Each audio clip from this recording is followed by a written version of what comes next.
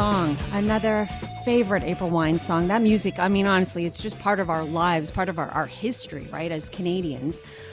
So sadly, we learned last night that Myles Goodwyn, frontman of April Wine, has passed away at the age of 75. We knew he struggled with diabetes from our conversations that he had here with our own Andrew Carter on the station.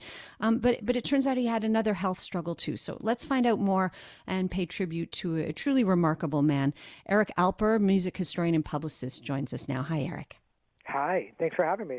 Thanks so much for being. We always talk to you under the saddest of circumstances, but it's because you're so good at what you do. So I'm going to ask you to do what you do so well. Can you describe this Canadian music legend to us? Who was Myles Goodwyn? Yeah, I mean, we can go back to the East Coast, but we can stay right here in Montreal. Yeah. Because although that Myles Goodwyn was originally from Woodstock, New Brunswick, and started April Wine back in 1969 with Richie and David Henman, who were brothers, and their cousin Jim. Before CanCon and before radio stations were pretty much, against their will at the time, like playing Canadian music.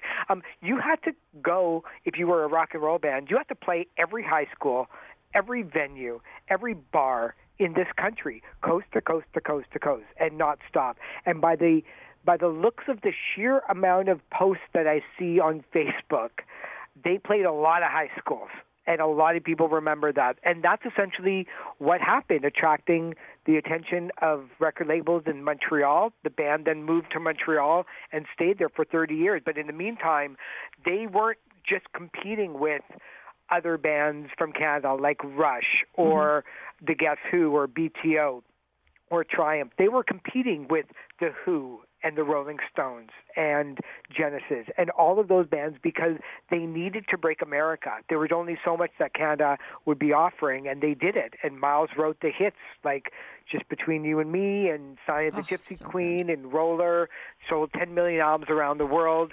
They were the first Canadian band to sell 100,000 copies of their album The Whole World's Going Crazy in Canada, and they did it by Myles writing some brilliant rock and roll songs that were catchy, but also touring nonstop. I love that you point out what an exceptional songwriter he was. And that those songs, I mean, they're like a part of us, Eric. Oh yeah, no, it's in that fabric of it.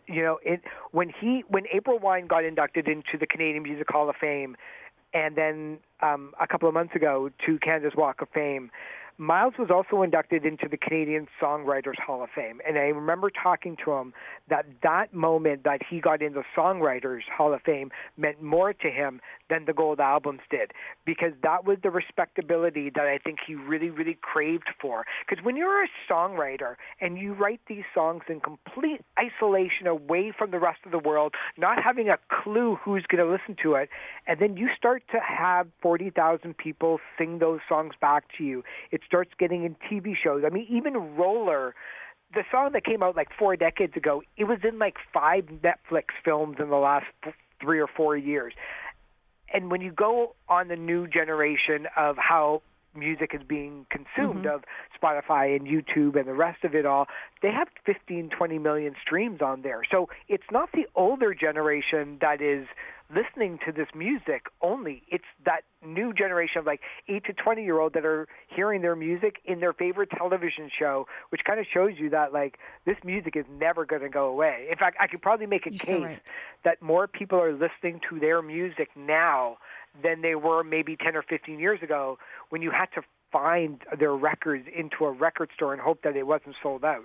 Yeah, I'm thinking you're so onto it, Eric, as you always are. Like there's just a timeless, funny because the music kind of in some ways seemed ahead of its time, and yet there's a timelessness to it. And I was thinking about, so when we talked about this earlier, the text started to flow in. People were like, I saw him at Rosemount High School in 1972, James Ling High School. I saw him at Laurier McDonald in St. Leonard in the 70s. Like he is a part of I hate that when you have to make the switch from is to was.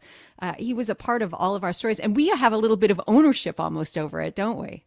Oh yeah, especially right there in Montreal, where I mean they grew up. I mean, there's so many bands that had their successes in Quebec, from Styx and Genesis and Pink Floyd and April Wine, and it was this province that kind of made that music not only successful to the rest of Canada, but to the world. I mean, so many bands got their start in Quebec because of people were just so much open-minded, which is why I think at the end of it all, why he ended up leaving and going to the East Coast. I think he wanted to chill out, be with his family, and still produce really great music in the blues. So he was performing not long. I mean, I think it was this spring that he spoke to Andrew Carter and said, okay, I'm finally going to stop performing live. So, I mean, clearly he wanted to live out as much of his life on stage as possible. Yeah, it was almost to the day a year ago that he announced that he was retiring from the live aspect of April Wine, knowing full well that the band was still going to continue, and they have. They're still playing 4 to 7 shows every month. But he wanted to really concentrate on hanging out with the family, making another third volume of Myles Goodwyn and Friends of the Blues albums that were pretty successful. They won the best blues album at the ECMAs for Volume 1 and Volume 2, and continue to write. I mean, not only is his autobiography just a roller coaster, but he wrote fiction too that was pretty well received as well. Okay, I'll have to check that out. That's an aspect that I didn't know. I didn't know about the fiction. All right, Eric, thank you so much. Thanks for helping us have a good trip down memory lane. Thank you so much for having me. I truly appreciate it. Always a pleasure. That is Eric Alper, music historian and publicist. It is 5 o'clock. Let's get you to your news here on CJAD 800. On the other side, we'll check in with Jean-François Lisée. Will this strike ever end? A little bit of Myles Goodwyn to go to news.